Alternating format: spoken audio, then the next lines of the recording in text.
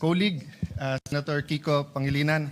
May I have the privilege of asking some clarificatory questions to the one of the principal authors and the distinguished gentleman from Pampanga and the rest of the Philippines. Most willingly to our minority leader and the gentleman from Taguig and Pateros. Yes. Thank you. Mr. President, with the permission of Senator Pangilinan, may I start by asking just some preliminary questions, just to set the tone and the environment. Let me start by saying that the gentleman is a friend. He helped my sister a lot when she was the first time she ran for the Senate. In the last 10, 12 years, we have not agreed on many things on politics between me and the gentleman. Yet we have worked on many things together. Both of us had the privilege of being in the cabinet, him during as presidential advisor on agriculture, myself on the foreign affairs. But the most significant thing is that we are brothers in Christ, correct? Amen. Yes. So I take that as a yes, the amen. So as brothers in Christ, we both believe that Jeremiah 29:11 is true. When God said, "For I know the plans I have for you, plans to prosper you, not to harm you, plans to give you hope in a future," that refers to the Philippines, as it refers to other nations, correct? That is correct. Yes. And part of the future and hope that God is giving us is also to secure our territory. Am I correct there? That is correct. Yes. And also to secure the benefits of our sovereign rights. That is correct, Mr. President. And of course, kasama rin po doon yung responsibilities natin sa sovereign rights. For example, managing the ecosystem in the West Philippine Sea, South China Sea. That is correct, Mr. President.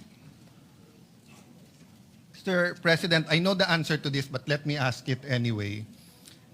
The gentleman from Pampanga, being from a city councilor to senator of this republic to a cabinet member, you do share the view that sending millions of Filipinos out of the Philippines because there's no work here is not sustainable. We have to come to a turning point where there are quality jobs in our country, correct? That is correct, and I believe agriculture and fisheries modernization would be key to bringing our overseas Filipino workers back because that will be sustainable economic growth should we focus on agriculture and fisheries, Mr. President, as a path to modernization and sustainable economic growth. Actually, the gentleman answered my follow-up question, because my follow-up question was that precisely that I know his passion for agriculture. I think that's been a 15, 20, 25-year passion of the gentleman. A decade and a half. A decade and a half. About 15 years. And of course, fisheries. Very, very much underestimated yung potential ng fisheries. Of course, we can expand that to sana bumalik yung manufacturing. Sana ang ating pong mga creative, no? Whether yung mga gumagawa ng games, whether po yung ating mga fashion designers, whether po yung ating visual artist or yung mga painters, sculptures, sana magkaroon ng break worldwide, and that would also bring in the income and hopefully less sending of Filipinos abroad. Yes. Yes, agreed. So having said that, but while we do have more than 10 million Filipinos abroad, you do agree that it is our responsibility to look after their welfare. While they are there, the millions abroad, and I know the answer is obvious because the gentleman has also stood up, no, to protect and to defend our That is correct, our Mr. OFWs now. And one way of protecting them is through diplomatic ties, correct? Definitely, Mr. Yes. President. So, Mr. President, would it be possible to have a problem with another country in one aspect of the relationship, but continue to grow your relationship on other aspects, no? So, for example, you have a dispute on trade, but in terms of migration, you have very good agreements. In terms of scholarships or people-to-people relations, maganda yan, di ba? So, pwede po ba yun? Pwede ho bang may alitan, may dispute tayo sa isang country, pero maganda pa rin ang relationship natin? In other aspects, Mr. President, yes, that is possible. In fact, the issues, for example, of Japan and China, with respect to territorial disputes, is separate and distinct from their trade relations, Mr. President. So yes, these disputes can coincide with healthy relations in other aspects of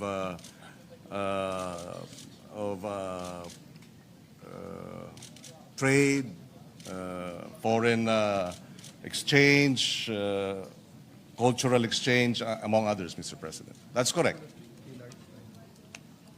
So, Mr. President, these are all preliminary, and I hope you give me a little bit of latitude on it. But to go straight to the point, can we have good relationship with China despite our dispute in the West Philippine Sea and the South China Sea? Up to a certain extent that, yes, definitely, we hope we could be able to distinguish between our territorial disputes as well as, for example, our desire for greater trade with China. Mr. President, we'd like to see something like that, yes. So I thank you for your answer, and I think it is perfectly correct because we do have very, very good relationships with Malaysia and Vietnam, despite our dispute with them in the West Philippine Sea, the South China Sea. In fact, sa Malaysia, we have two disputes. We have dispute in the West Philippine Sea, but we also have dispute about Sabah. That's correct. No? Of course, they do not recognize that we do have a dispute regarding Sabah because as far as they're concerned, there was a UN referendum and that's done, di ba? So there can be a dispute despite the fact that the other side says walang dispute, tapos na to. Well, yes, definitely. Yes. So, could it be possible, Mr. President, that marami sa atin pare-pareho ang stand? To simplify, atin to. Atin to. I will not go into the details that Senator Marcoleta went into or His Honor or others where you look at the legal basis of the different entitlements and territory. I think mahaba po yun. No? If you go to the Treaty of Paris, the amendments, the difference between territory and sovereign rights, mahaba yon. But would it be possible na pareho tayo ng stand, atin to, pero iba lang tayo ng approach kung paano ma-secure ang benefits ng atin ito? Well, definitely, Mr. President, we are in a democracy. We can agree, but at the same time have differences in approaches, Mr. President. We can agree on a fundamental principle that the exclusive economic zone, for example, of the Philippines has been ruled upon. We can agree that the arbitral ruling is a victory for us. But we can also disagree in terms of how to move forward in approaching China with respect to other considerations, or other concerns, Mr. President. So, President, let's go a little bit to the arbitral ruling in a while. But thank you very much to the gentleman, to the principal author, Senator Kiko, especially Senator Bam, who we worked closely together in the previous Congress in the Rules Committee, yourself. We can disagree on language, on culture, on approach, maybe even strategy, but I don't want to go into strategy because the other countries are watching. No, Malaysia, Vietnam, China. We have a joint strategy with ASEAN, which is quite common knowledge, but then ang problema when we talk about strategy in public, nakikita din ng kabila. But I guess there'll be parts of it that we will nadadaanan natin, Your Honor. But if ever there's something deep about the strategy na dapat hindi in public, please just correct me, or I will state that I will not discuss on that matter because I don't think it will be in our interest to do so. But I want to dwell muna dun sa point that we can agree and disagree. We can love the Philippines, protect our territory, secure the victory under UNCLOS, under the arbitral ruling, under international law, but yet magkakampi tayo. Pero kasi tignan nyo tong article na to. Sabi po nung dating secretary ng Presidential Advisor on Political Affairs, hold the Chinadors accountable. So, as far as he is concerned, anyone who did not sign the resolution is pro-China. I dare ask, do you agree, Your Honor? I do not agree. In fact, I manifested when we sponsored the measure that the final determination of whether you are for or against the resolution is not in the being an introducer, Yes. but in voting whether for or against the resolution, which thank comes you. after. Thank you for that, Mr. President, with a little bit of modification. Because if the resolution was like the resolutions in the 19th Congress, that was explicit on the Philippine official stand, then we will be unanimous. But the resolution is on statements, not on our stand. That's where, personal ko to this is not the whole minority. Yun ang gusto kong linawin. Ang resolution na to ay tungkol sa sagutan ng mga opisyal ng Pilipinas at ng top diplomat na nandito sa Pilipinas ng China. As far as I'm concerned, hindi to tungkol sa stand natin. But this is the incredible thing, Mr. President. I remember the time that I hanged out a lot with Senator Lacson. Doon ko natutunan na sa House kasi wala or iba yung terminology. Sa Senate meron OB, official business. So kung may session tayo, pero let's say may international conference, OB ka, official business, di ba? Or we don't allow hearings na kasabay nung plenary, but if there was something in Malacanang, between the House, the Senate, or the Judiciary, the Senate, Malacanang, pwede ka magpa-OB. But there is another kind of OB, yung opportunistang balimbing. No? What do I mean by that?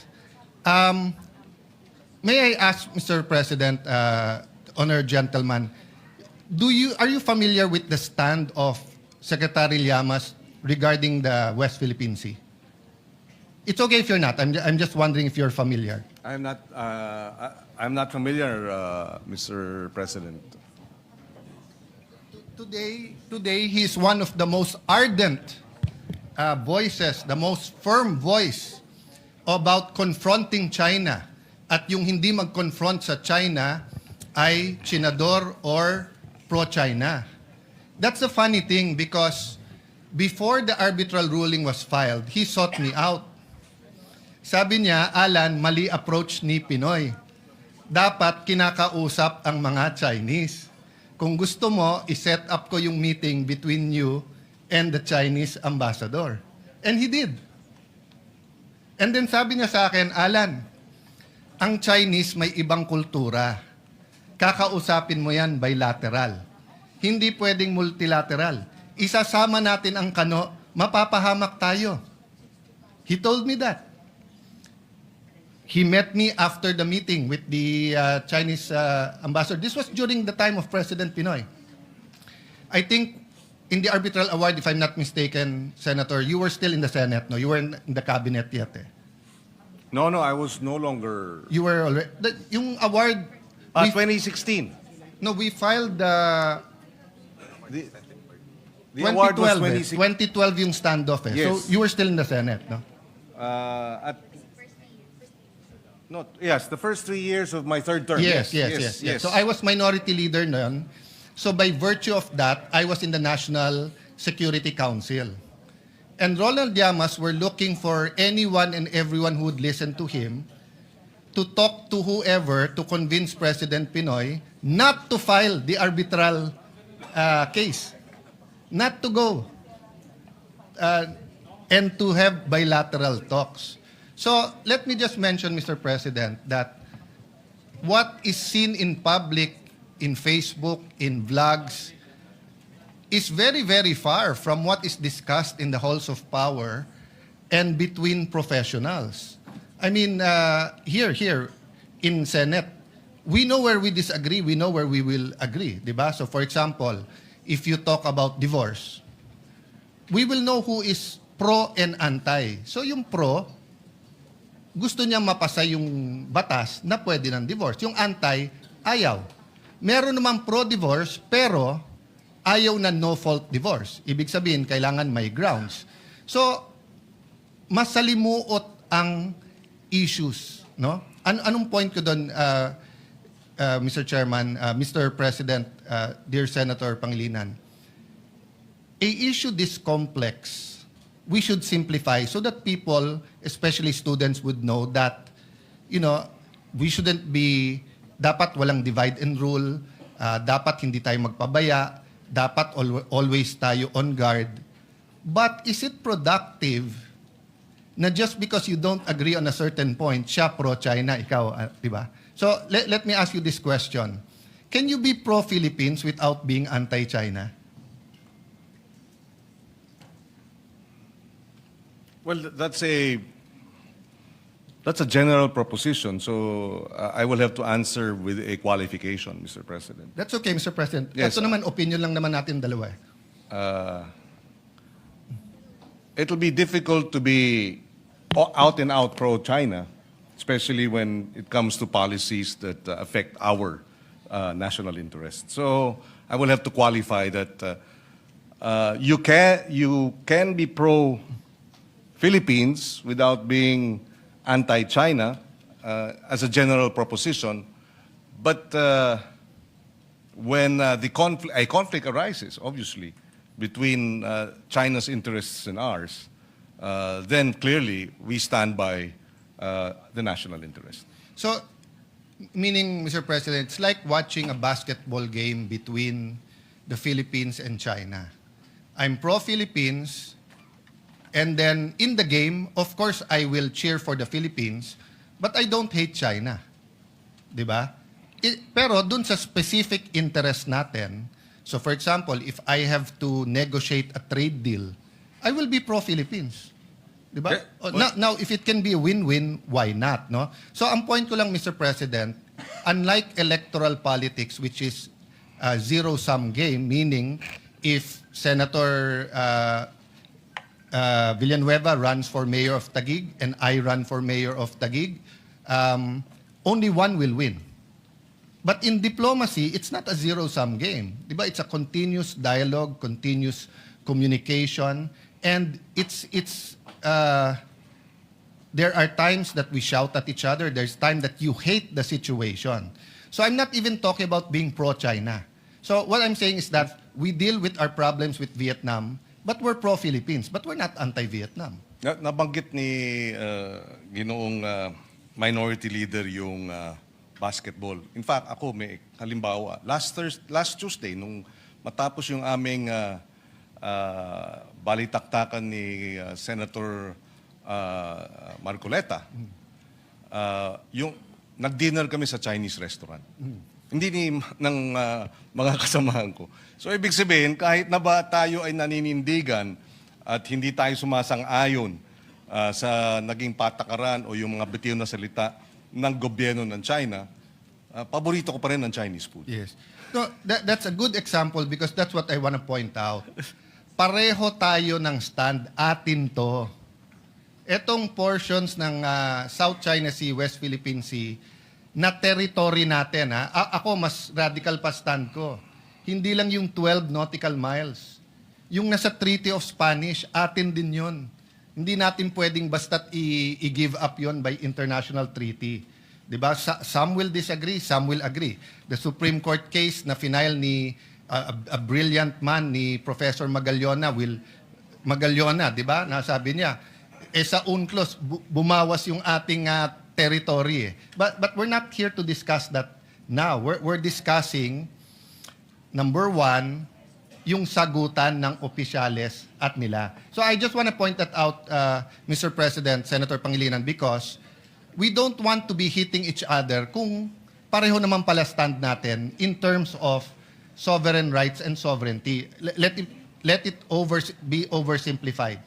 Si Senator Amy, kapitbahay natin dalawa, co-owners tayo, may puno ng mangga sa gitna. Sabi ni Senator Amy, sa kanya yon. Sabi natin dalawa, sa atin yon. Tuwing nagbubunga, nag-aaway tayo. Ang problema, mas mayaman sa atin si Senator Amy.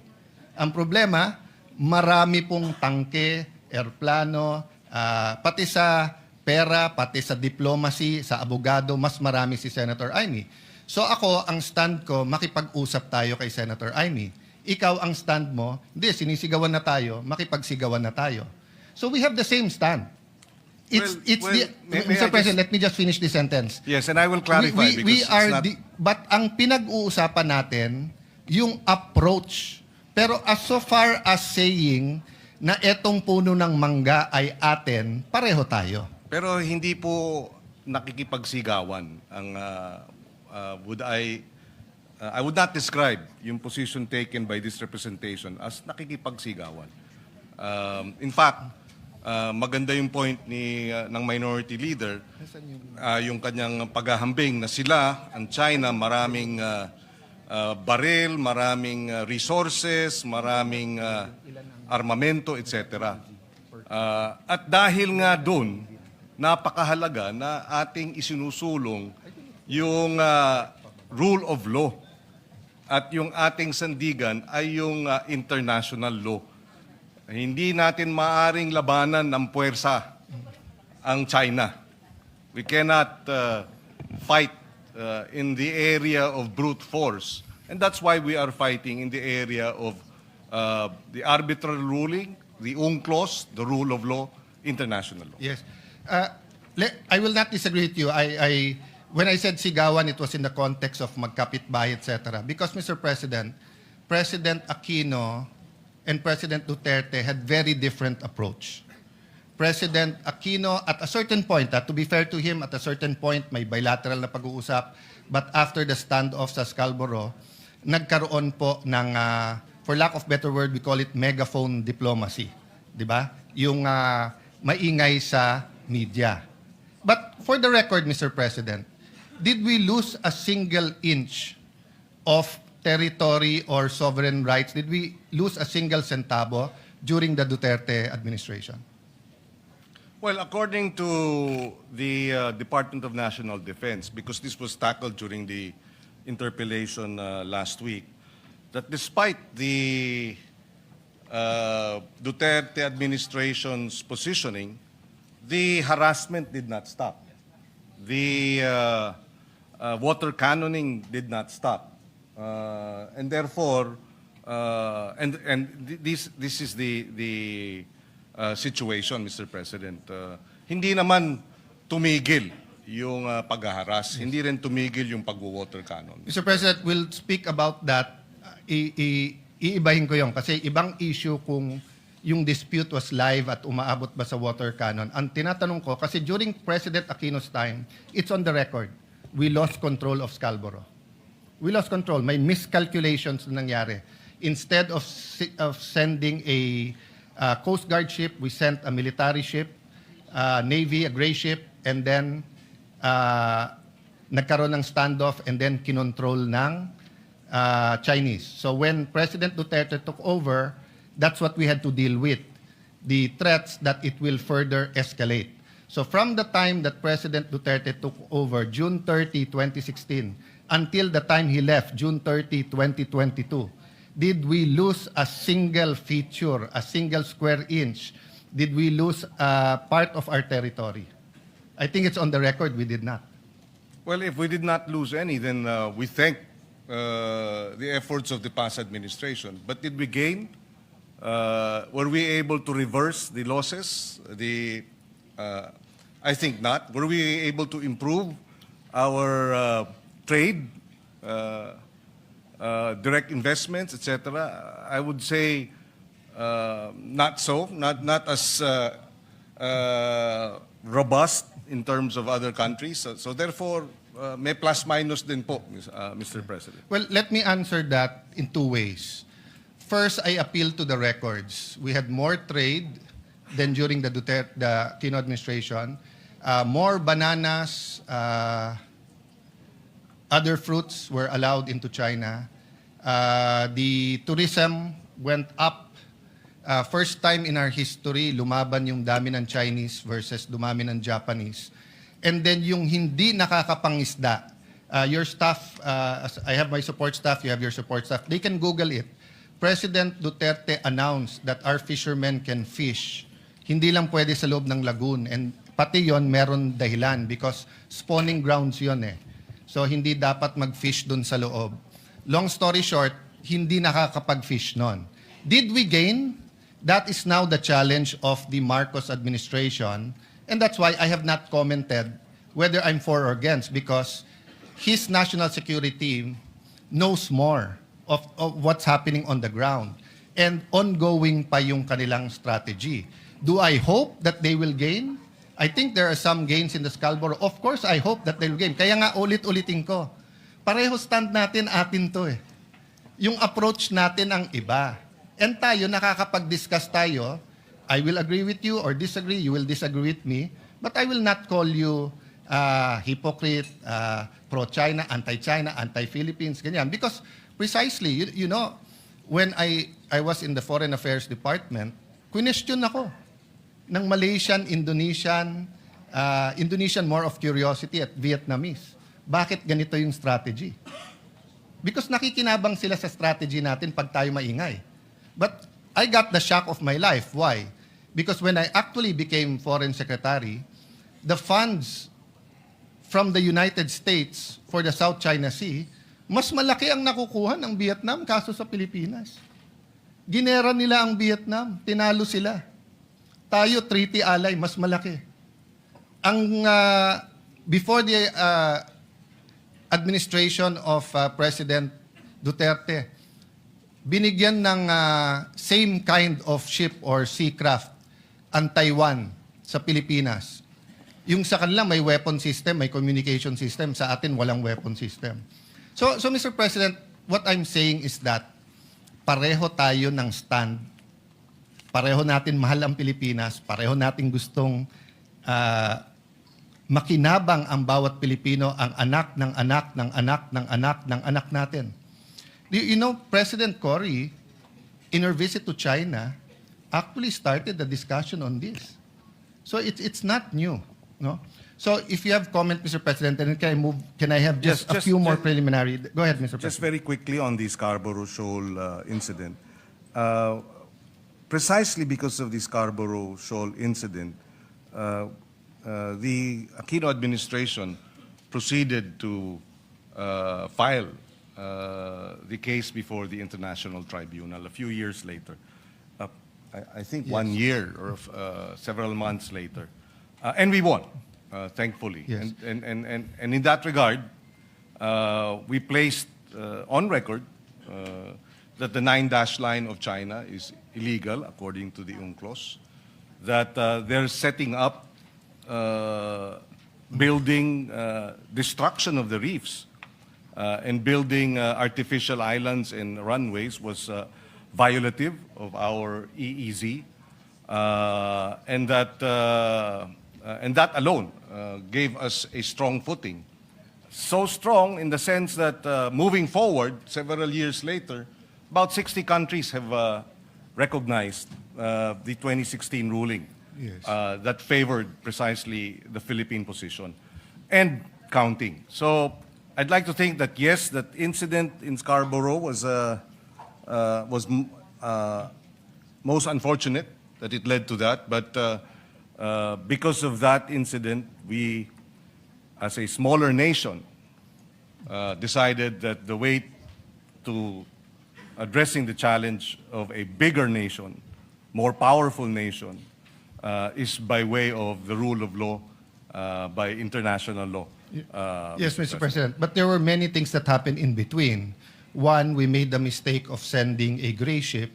Number two, if the records I read is correct, we made the mistake of relying on back channeling and an alleged, until now, walang confirmation o denial, kung totoong nag-mediate ang Amerika at sinabing pag umalis yung ships nyo, aalis din yung Chinese ships, umalis yung ship natin, hindi umalis yung Chinese ship.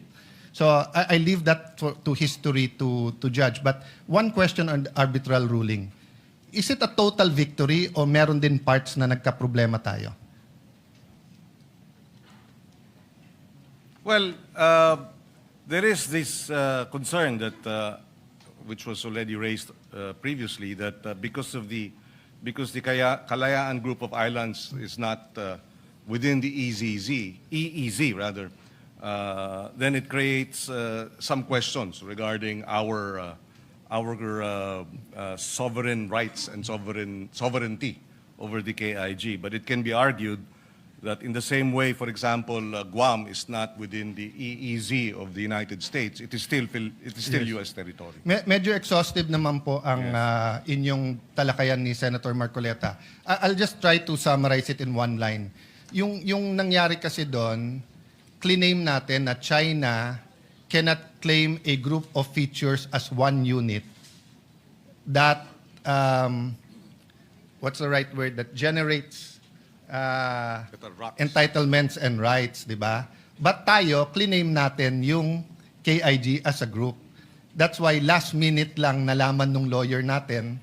So, but as I said, exhaustive kayo. But maraming hindi nakakaalam, and I think this is where it's upsetting to scholars. Because I got the shock of my life. Before I went to DFA, I attended seminars, international seminars. Ito yung mga track 2, mga professors. At tinanong nga ako ng isang professor, "Sir, did you win the arbitral award?" Of course, sagot ko, yes. But I knew it was sort of a trick question. So he asked me, "Sa Scarborough Shoal, didn't you used to arrest Chinese fishermen?" "Yes." "Oh, didn't you used to arrest Vietnamese fishermen?" "Yes." "O ano ba ang sinabi sa award?" Sabi sa award, "It is recognized as traditional fishing ground of all three: Chinese, Filipinos, Vietnamese." So ngayon, hindi na natin sila pwedeng arestuhin. So hindi rin totoo na parang Biblia, as far as we are Christians is concerned, that every part of the Bible is true. May mga naging kahinaan din itong agad-agad natin pagpunta sa arbitral ruling. Kaya, in resetting our problem in Scarborough Shoal, hindi na natin mababalik sa before Pinoy's time or before the standoff because stop na tayo nung ruling sa arbitral court.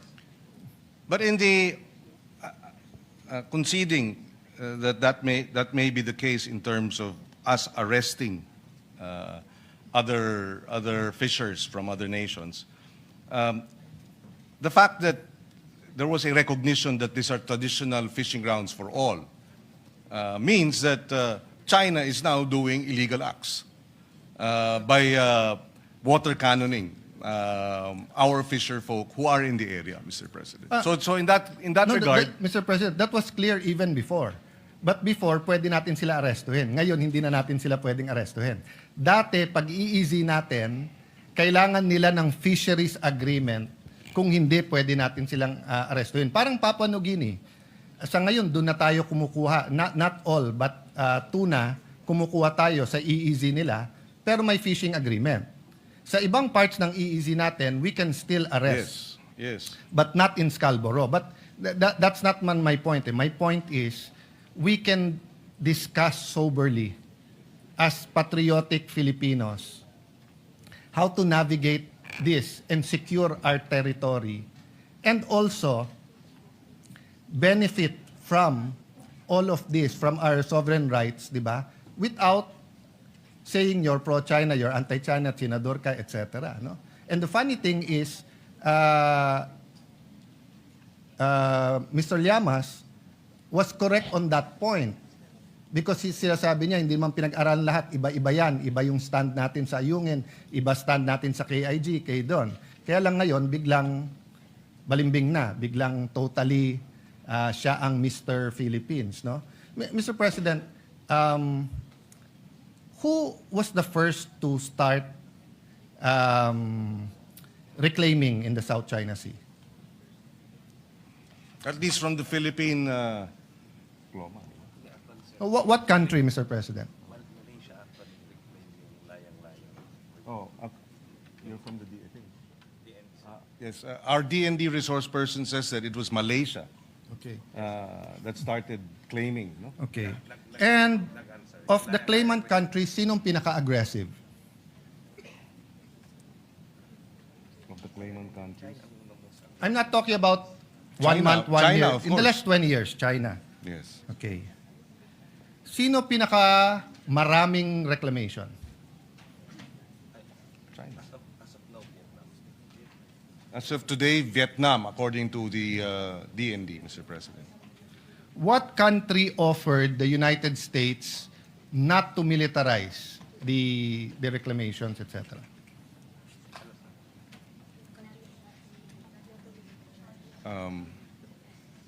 Actually, Philippines was the first. President Ramos was the first to say not to militarize that. Ramos. Yeah, before. Yes, according to our resource person, it was President Ramos who first Okay. requested not to militarize the area, Mr. Okay. President. Not bad yung taga-DND, sir. You got 1 out of 4 questions correct. Not bad. The first to reclaim was Vietnam. The most aggressive to reclaim and most islands is Vietnam. Yes, that's correct. The most aggressive is Vietnam. The country to first propose to President Obama not to militarize na hindi tinanggap ng American government is China. President Xi was still vice president there. It's recorded in many, many books. I recommend you read yung kay Mahubani, a great diplomat, a great professor of the Lee Kuan Yew School of Government. No? Instead of saying yes, they continued to send their Navy ships because of the freedom of navigation. And China reacted the same way that US reacted to missiles on Cuba. No? So the next question, Mr. President, inside our EEZ, sino ang pinakamaraming reclamation? Right now, it is, as I made to understand, it is Vietnam. Okay. Sinong pangalawa? Again, according to our DND resource person, China is the second. Okay. Mali po, it's Malaysia. So, tama ako, Malaysia.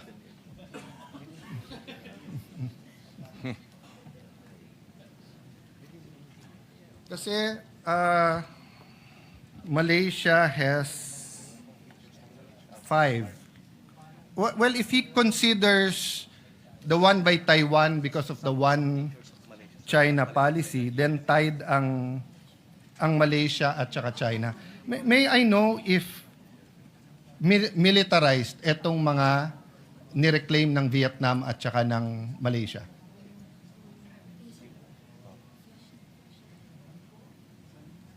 Depends naman kung naglalagay ng military outpost. Yung sa Vietnam, they have their own military. Yes, according to our resource persons in Vietnam, there are military personnel and officers. And So officials. military personnel lang naman, but hindi militarized.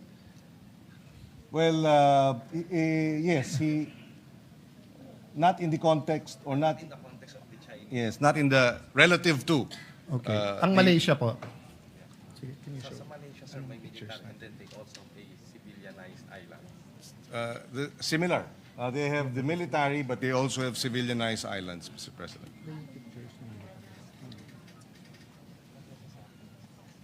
Yeah, kasi because of the military, Isa-isa pictures. Yeah. it's part of defense.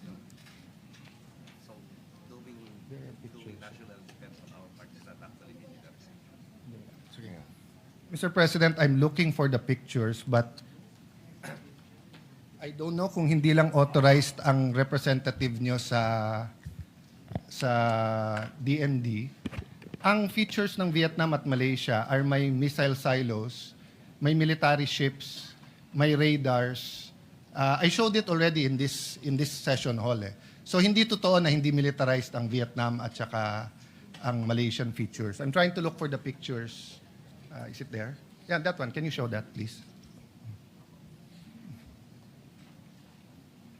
Actually, yung term na militarized kasi hindi. Nasa part 2. Oh. Mr. President, during the time of President Duterte, while they're reading the pictures, parating inuulit-ulit ni Justice Carpio, pag hindi ka nag-protest, malulusaw, I don't know his exact term, pero maapektuhan daw claim natin. Did you hear that noise during that time? I may have picked it up, Mr. President. Yes. I don't know. I'm not sure exactly when he Yes, said that. he- But he- there were a number of Yeah, times. he yes. together with many advocates kept on saying, whether I was foreign minister doon o hindi, na pagka hindi ka nag-protest, parang sa atin sa domestic law, di ba, na parang pag 30 years, yung lupa, walang titulo, uninterrupted, walang nagclaim, nagkakaroon ng laches o na-estopel ka. Is there a personnel from DFA here? Yes. Yes. Maybe we'd like He to get... probably used to work for you. Yeah. So let me ask that question. Is the principle of estoppel or of laches applicable to what we are contesting or what we are fighting for in the South China Sea? So tama ba si Justice Carpio na pag hindi tayo nag-protest, mawawala yan?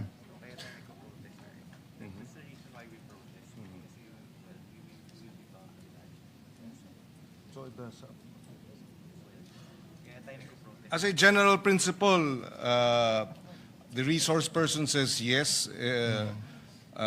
Laches may, over time,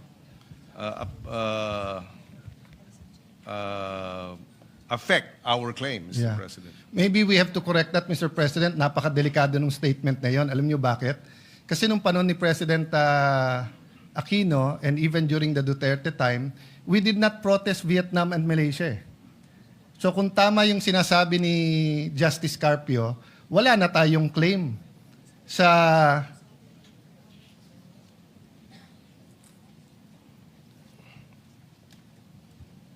Well, sa 38 features ng China so, na clinic-claim nila, ang nasa loob ng EEZ natin 4, sa 24 na clinic-claim ng Vietnam, nasa EEZ natin 11, tapos yung Malaysia may 5, Taiwan, yung Ito Island, nasa loob, hindi natin pre-notice yun, Mr. President.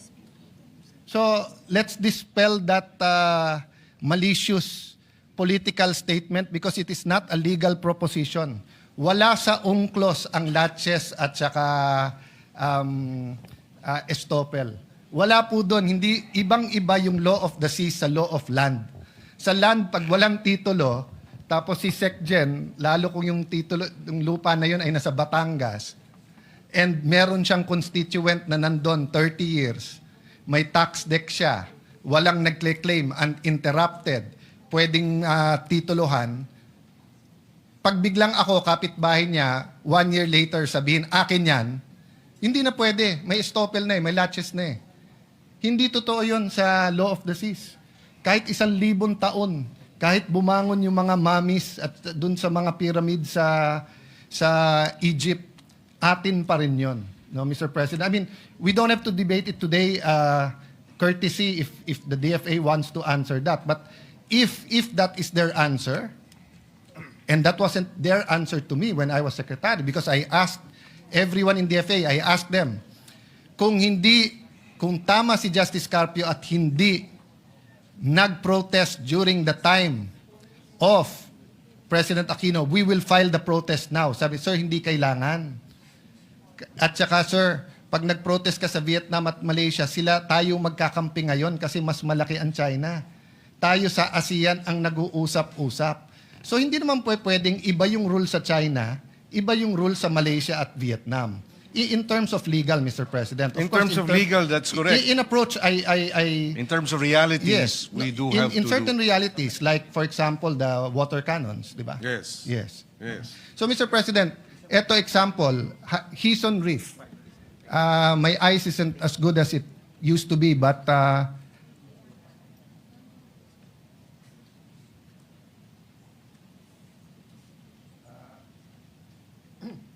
I read the radar.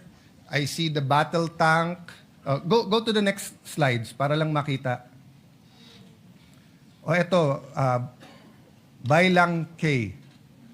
So makikita nyo po dyan, meron pong bunker. Meron pong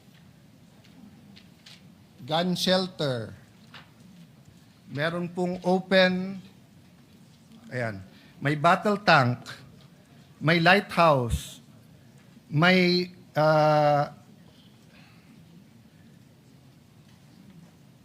speedboats, may pier. Next slide. The Sincoe East Reef, if I'm pronouncing it right, ha? Meron tong 3-sweep twisted blade turbine for power. May battle tank. May 12.7 mm HMG. Concrete bunkers. At the time I got this and President Duterte allowed me to show it, ongoing pa yung construction nila. Next, Vietnam, Pugad Island. Sa Pugad Island, may battle tank, may anti-aircraft artillery. So let me ask the DND representative, through of course you gentleman, ang mga airplano ba natin, helicopters or Coast Guard, dumidikit sa mga island ng occupied ng Vietnam?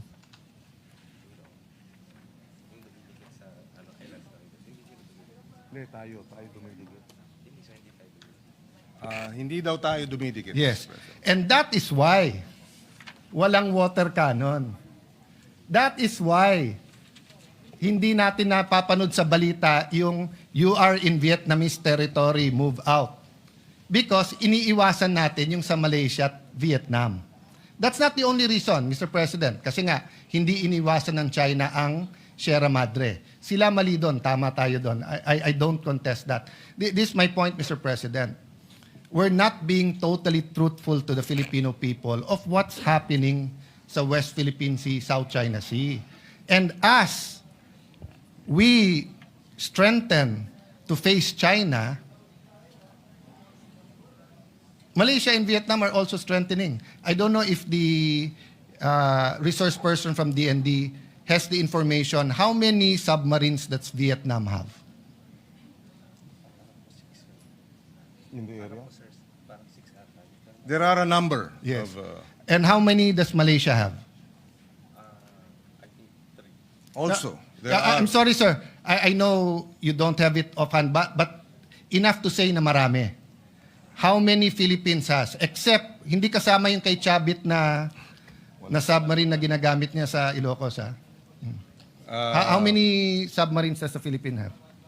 According to the DND, we have no submarines, Okay. Mr. President. So in long story short, we don't really have a strategy except the transparency strategy against China, but more so, we don't have that concrete strategy against Vietnam and Malaysia. Although we're friendly, Vietnam and Malaysia, as seen in all of this, have a strategy against the Philippines. In this last one, tignan mo po yung Quay. Tignan nyo po yung landingan nila, no? Dun sa Pugad Island, Let's go very fast with your permission just to show you yung Malaysian. Let's go to the Malaysian. Ayan. So yan ang example po, oh. May runways na rin sila. Next slide. Swallow Reef. Next slide. 5 yan eh. So anyway, sige, let's stop there. But the point I want to make, Mr. President, is kailangan natin magkaisa sa issue na to. Atin to. And some want to make it a political issue. Sila pro-China, kami anti. Hindi po. Pare-pareho tayong pro-Philippines. Pero may mga detalye na kailangan pag-usapan natin ng husto. So I'll go straight to the resolution unless you wanna Yes, please. just react. Yeah. To the resolution, Mr. President, is it correct that ang pinagmulan nito ay yung presentation ni Commodore Tariela na may depiction in caricature or whatever the right name is of President Xi sa presentation niya? Ito ba yung pinagmulan nito? Hindi naman, di ba? I think that may be one of the issues raised, but I don't think it began with that, Mr. President. No, Mr. President, because bago po yung yung Chinese ambassador eh. So, all the disputes with the former ambassador, kung meron man, was covered by the 19th Congress eh. Kompleto naman tayo ng resolution eh. So, lumala ito nung nagkaroon ng caricature regarding the president of China. So, asan yung side by side? Pakita mo. So, siguro ito question ko. Let's, with your permission, Mr. President, Senator Pangilinan, let's focus on Commodore Tariela muna, no? Let me state this for the record muna, ha? I don't doubt his patriotism. I don't doubt his contribution to the cause. At lahat ng ginawa niya na opisyal at tama, wala akong problema. Okay. This is one picture. Pero nasan yung picture ni Presidente na nung sa ASEAN ba yon o sa APEC? Hindi, yung nilapitan niya bigla si President Xi. Meron ka nun, di ba? Ito muna. Ano sa dalawa ang opisyal ng Pilipinas? Yung mag-usap tayo, magdebate, ipaglaban natin atin, pero sa simbolo ng watawat at sa simbolo ng Pangulo ng bawat bansa, cordial tayo, or ang official ba natin ay umikot tayo at gumawa tayo ng mga caricature at siraan natin ang image ng presidente ng kabila? Which is our official policy? If I may just clarify, Mr. President, because the mention of the caricature. Mr. President, according to the information, the caricature came out January 14. But even before that, Mr. President, I publicly came up with a statement expressing concern about the military exercises, live military exercises undertaken by China in the Taiwan Straits. That was in December. And there, Mr. President, I was called out by the Chinese embassy spokesperson saying, reminding me that I should respect the one China policy. And so the issue of Tariela cannot be isolated, Mr. President. Okay. So, And therefore, if I answer this, it is simplifying, Mr. President, the whole resolution into Tariela's statements. No, it's not, Mr. President. Mr. President, I'll go to the one China policy later on and why you were called out. Because if you remember, the president himself was called out. Exactly, But not Mr. by President. no, because that's their duty. Well, and it is our duty to respond. Yes. Mr. President. Yes. Yes, it's your duty to respond, Mr. President. But To uphold the rights, to uphold our independence, to uphold our freedom of speech, Mr. President. yes, Mr. President, but one of the red lines of China in their diplomatic relations with any country, including the United States, is the one China policy.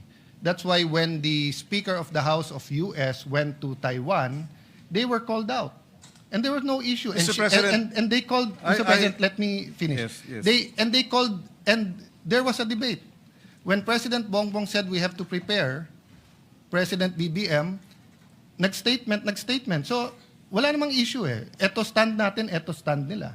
Except that, What's Mr. the President, issue there? my experience with Chinese statements, Mr. President, is that they tend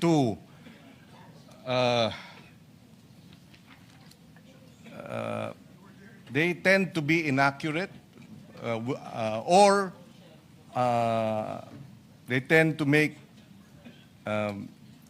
wrong, false accusations. Mr. President, I was chairperson of the Council of Asian Liberals and Democrats. Our organization was blacklisted by China. And the accusation was that the Council of Asian Liberals and Democrats, of which I was chairperson, was supporting Taiwanese independence, which was a lie, Mr. President. So I've had experience with Chinese public statements that are false because it serves their interests to promote their one China policy. We respect their one China policy. When I expressed concern about the live military exercise, I did not speak about Taiwan's independence, or I did not speak about, at least from my point of view, it had nothing to do with the one China policy. We were just expressing concern that the live military exercises are creating tension and escalating tension in in our region. There was no mention of one China policy, and then they come in and then remind me.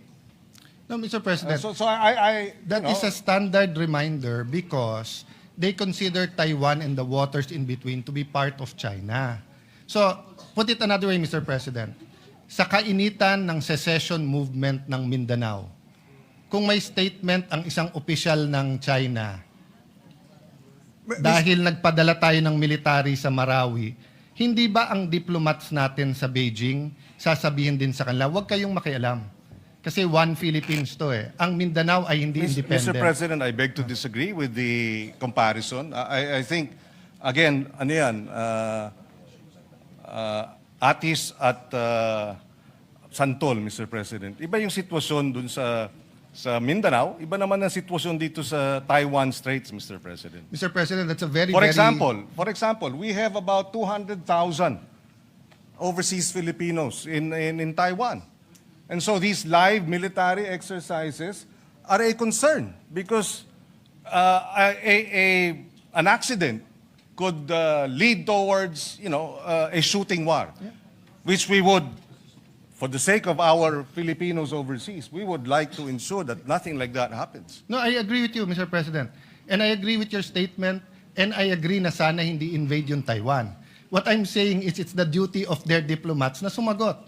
So if there were 200,000 Chinese in Mindanao, and we had live exercises, i-invade yung Marawi, yung ating diplomat ay aangal pa rin sa Beijing because it's their duty. Diba? But to move on from that, Mr. President, okay. Going back to Commodore Tariela, sa resolution nyo po kasi nakalagay dito in their performance of the official duties. So, tinanong ng ambassador ng China sa DFA, official ba yan? Which is tama and normal. So if in Beijing, yung isang general doon ay maglabas ng caricature ni BBM, ipare-recall natin yung ambassador natin doon pag hindi siya nagtanong, nag-protest na bakit, at pag hindi sinabing official ba yon. Kasi yung Pangulo natin takes effort and time for good relations despite the dispute. Tapos yung general, naka-uniforme pa siya, on official time, will show this caricature. So my point, Mr. President, is naghahalo-halo kasi itong resolution na to kung ano tama at mali. Let's assume, I will not grant because hindi ko alam yung statements niyo, Mr. President. I have to admit that. Okay? Pero naghahalo din yung statement si Tariela. We cannot pass this resolution saying that Commodore Tariela is correct because he's wrong. If he just simply stated, I love the Philippines, I will fight for our territory, I'll fight for our sovereignty rights, I will do my duty, but sorry, dahil uminit ulo ko, nilabas ko to, pero hindi official yan. Tapos tayo. We beg to disagree, Mr. President, that Mr. Commodore Tariela is mistaken. So- We would not have put this resolution and authored it if we felt See, Mr. so Tariela. that's what I want to elicit. So the authors of this resolution is saying, pwede. So kung ang official ng presidente is to have certain decorum sa presidente ng China, pwede yung isang general hindi sumunod. Ang sa kanya, bastusin natin yung Pangulo Mr. ng isang President, bansa. that is his interpretation? No. Bastos yun. No, that is your interpretation. No. So if I ask them well, now... Mr. President, we beg to disagree. Can you show the slide Mr. ulit? President, we beg Mr. to disagree. President, The Department of National Mr. President, Defense tignan niyo naman po. has issued a statement condemning China's remarks, Mr. No, President. we're not talking about... Mr. President, if you look at the DFA, it was also telling Tariela, but not directly. It says, It was saying, follow the decorum, Mr. President. Mr. President, kung ganyan ang stand natin, then then my staff now can show a meme of you. Mr. President, Mr. President, dito ba sa... Let me ask that question. Mr. President, I am not from China. Why will they put a meme? Why will your staff put No, a it's meme not about towards me? China. It's about decorum. You're comparing apples Mr. and President, oranges, no, Mr. no. President. You are simplifying Session what is is a suspended for 1 minute. complicated international. And to you, I think we were just making a point. I will speak after him. No, Mr. President, I've made my point. Just for the record also, the resolution does not make mention of the caricature. So I'm not sure Yes. where the point of the caricature is being Mr. President. pointed out. I will go there after this point, Mr. President. No. Sir President, Rule 93, acts and language which offend a senator or any public institution shall be deemed parliamentary. From kindergarten, Mr. President, we are taught certain rules. How to address the teacher, how to respect your neighbor, paano i-address yung matatanda, di ba? Ganon din po sa international affairs. You do not mess with their flag and you do not mess with their symbol of authority, their king, sultan, prime minister, or president. That's why in this slide, Mr. President, it is very clear, yung official natin is, despite any dispute, si President Zelensky at President Putin, if you put them on the same room, magkakamayan yan. So that's why the question kay Commodore Tariela is, officially sanctioned ba yan? Which tama na tanungin ng Chinese ambassador, bakit? If a general in China makes a caricature of President Bongbong, dapat i-protest ng ating ambassador. At dapat tanungin, official ba yan? Because we cannot look underhanded pagdating po sa international community. Hindi pwede ang Pangulo makikipag-usap na eto walang personalan and then yung general mo, personal. So, I'm sorry I reacted because anyone who sees the caricature, is that a flattering caricature? If I do that caricature to any world leader, kahit dito, di ba? The majority leader is smiling. The majority leader and I had a we've known each other since 98. We've never argued with raising our voice. But umabot. I didn't even remember what I said. We apologized to each other. Bakit? Mali eh. Mali. Pero tama yung pinaglalaban mo, bro. Tama pinaglalaban ko. Mali yung paraan paano natin pinaglaban. So wala akong problema sa pinaglalaban ni Commodore Tariela. Pero hindi naman tayo fraternity dito sa Pilipinas na mali na nga brad mo, pero dahil bugbugan sa ibang bansa, sasabihin mo tama brad mo. Mali eh. Mali. I don't propose a resolution, but the guy should apologize and just say na, tama pinaglalabang ko, pero mali na ginawa kong ganyan. Now, if he wants to do that, he resigns his commission. He can go around, he can join the media, he can be a blogger, he can be a professor, he can be like Ronald Llamas and call himself a influencer or a political analyst, di ba? But when you're in uniform, the other countries will ask you, official ba yan? That's standard, Mr. President. Kaya tayo nagkakaproblema. Mr. President, wala namang problemang magtanong sila. Pero itong mga bitiw na salita nila sa kanilang Facebook official pages ay hindi katanggap-tanggap. Number one. Number two, kahit sa China, Mr. President, kinakarikature ang ating Pangulo ng state-controlled, China state-controlled media. Na alam natin, walang lumalabas dyan na hindi aprobado ng Communist Party. So merong China, Xinhua News. Andito si BBM, may caricature. Andito rin. So maliwanag, Mr. President, na they too, through their official channels, Sir President. come up with caricatures, Mr. President. Sir President, yun po, with all due respect, Senator Pangilinan, and dapat ina-advisean ng DFA ng tama, hindi po mangga sa mangga o atis sa atis yan. Communist countries, including Vietnam, Cuba, North Korea, pag news outlet nila, although alam natin in reality, may say sila, just like PTB4, in reality, hindi dapat, but in reality, kahit sinong administrasyon ay may say sa PTV4, is not considered track 1. Hindi siya track 1. So kung hindi ka track 1, pwede ka mag-caricature. Media yun eh. Kahit na alam ng Communist Party.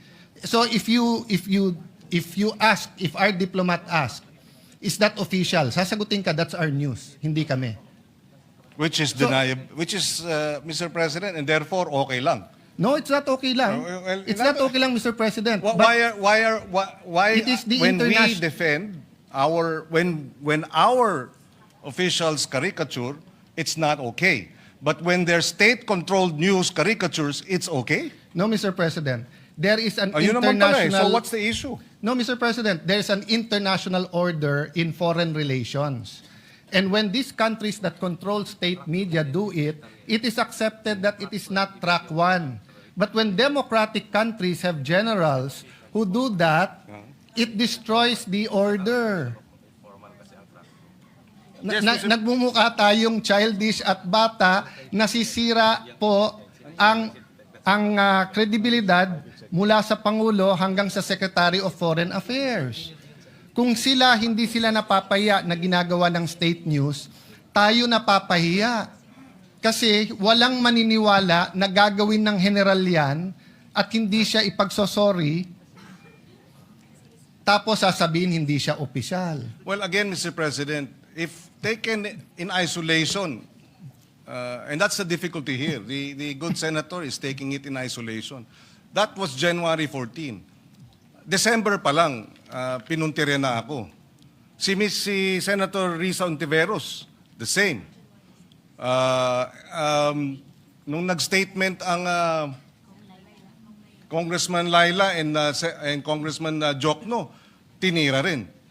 So, itong propensity to focus on Tariela because nagre-reklamo on China, it does not present the entire picture, Mr. President. Mr. President. This resolution would not have happened if it was just Mr. Tariela, Commodore Tariela they were complaining about. No, Mr. But precisely, it is a systematic propaganda campaign to discredit our public officials, to discredit our armed forces, Mr. President. Ganyan ang style. And the statement of the DND, if you look at it, if you read through it, they were saying, and they condemned the lies. Mr. President, they described it as lies ang nilalabas ng China. And then dito tayo, nagre-reklamo sila dahil dito sa caricature. Sana naman medyo patas tayo dahil dito naman tayo sa atin, Mr. President. Suportahan naman natin yung ating Coast Guard. Sila ang tumataya dyan eh. At suportahan natin ang DND at ang ating men in uniform. Yun ang ating Mr. President. kagustuhan para maipasa itong resolusyon na ito that we stand behind our men in uniform. We oppose and we condemn the lies, the disinformation, and the maligning being undertaken by China against the senators, against congressmen, against our men in uniform. Mr. President, ganun lang kasimple ito. Hindi na dapat pinahaba pa at pinatatagal pa to, Mr. President. Mr. President, that's his opinion that hindi to pwedeng pahabain. This affects OFWs. This affects our ailing economy. This affects our being a Christian nation. This affects moral ascendancy. Hindi mo pwedeng sabihin dahil mali kayo, mali na rin gagawin ko. Dahil ang Coast Guard tama, yung isang general na ng bastos, okay. So I take offense sa sabihin, dito naman kayo sa amin. Protektahan nyo naman Coast Guard. Kailan namin hindi protektahan ng Coast Guard, Mr. President? We are for the Coast Guard, Mr. President. But if one of their generals went over the line and did something that is wrong, childish, undiplomatic, reckless, unprofessional, it's also our duty. Did we file a resolution here to ask someone to correct him? Hindi po. Kasi hindi na namin kailangan ng rest back ng Senado. Pag kami nakakapag-debate sa Russian ambassador, American ambassador, hindi namin kailangan rest back ng Senate. Especially kung tama kami. But what we're asking sa resolution to is rest back ng buong Senado. Which I'll go to the other point because hindi tayo magkasundo dyan. So tingin nyo tama, bahala kayo. Because may mga anak kayo, may mga apo, tayong lahat. Dadating tayo dyan. Pwede mo ba sabihin sa anak mo, anak, pag mali sila, gumawa ka na rin ng mali. Anak, okay lang mang bastos kasi mas bastos sila eh. Anak, okay lang magbully kasi mas bully sila. Ako, hindi ko sasabihin yon. Ako, sasabihin ko, At hindi yun ang sinasabi. Hindi, yun ang sinasabi mo, Mr. President, and I'm No, not yet Mr. finished. President. Of Kasi course you said tama We si beg to Tariela. disagree, Mr. Mr. President, I'm not yet finished. No? Well, we beg to So, disagree. Mr. President, this is the question. The resolution question statement. Sabi dito, whereas, in response to the public statements of the Embassy of the People's Republic of China, etc., etc., walang naka-attach ko anong statements nila. So, paano tayo magdidebate dito? That's why mahaba to eh. Mga pang 3 araw to, iniisa-isa ko yung statements. Pinapakuha ko sa staff. Nagsumulala ako kay Tariela because tinitingnan ko statements ni Senator Risa. I think that's within her rights. She's been consistent with some of her... I may agree or disagree, but yun ang statement niya. I've been looking at the statement of the gentleman from Pampanga. You're a senator, you're a patriot. But yung kay Tariela, nakita ko kaagad eh.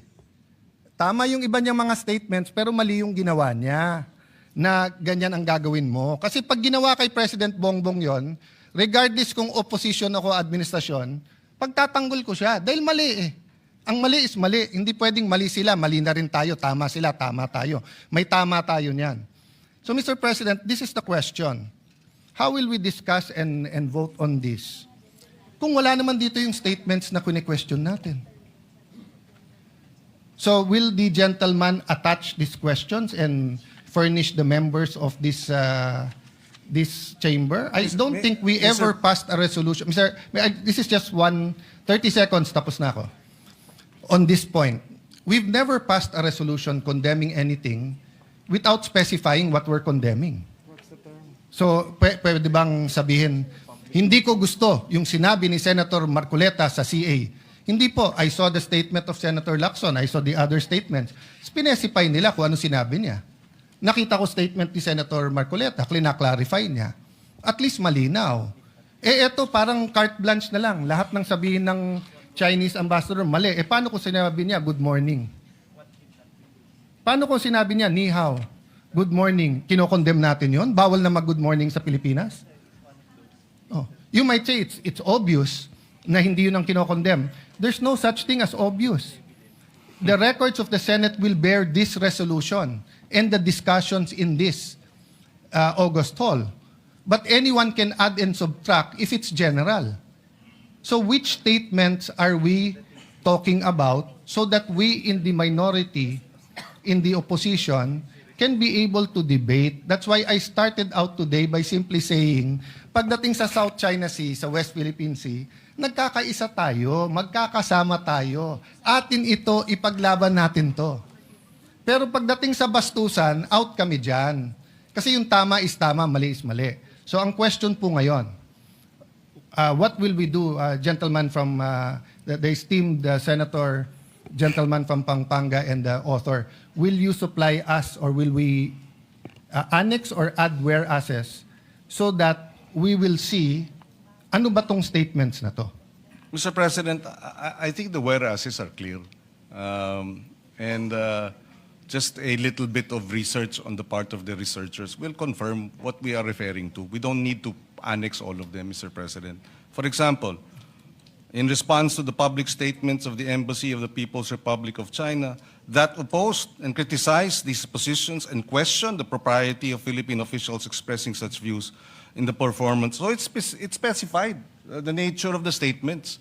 So a little bit of research, malalaman mo na which statements were these because this Point refers of order, to... Mr. President. Point of order. What is the point of order? Of The statements of Senator Pangilinan, the nature of his statements. Kayo na mag-research kung ano statements na yun, Mr. President. Sabi niya, pwede daw yun eh. Mr. President, I-research na lang daw natin. I'm not yet done. No, that's why I Philippine gave you, officials, Mr. President, including that's why members, I gave a point of members order. of the Senate. May I just be... I am still It's speaking, a point of order, Mr. President. President. A point of order precedes your precedence. Mr. President, Mr. President, maybe ask the minority floor leader to state the point of order. Which part of the rules was Mr. President. which part of the rules was Wala. violated? I'm making a point, Mr. President, that you cannot make a motion and then say, i-research mo na lang yung laman. Sabi kasi niya, pwede mo daw ipasa to, tapos nandyan naman yung nature. Ano ngang statement? Mr. President, So in the this is a same manner, debate. Mr. President, I Where is- admit, where is the point my of order? motion, may I finish? Where is the point my of order, motion Mr. for... Where is the point of our Session is motion. suspended. Senate President Pro Temp and to the gentleman from Pampanga. I was going to say, I'm out of order in my move, in moving for a point of order, because you cannot have a point of order without stating Why? why. Where is the what's the basis, so that the presiding officer can determine whether it's in order or out of order. At hindi naman ako parating out of order, Mr. President, di ba? So I was just trying to explain to my good friend, Senator Pangilinan, we both believe in what we're fighting for, moral ascendancy.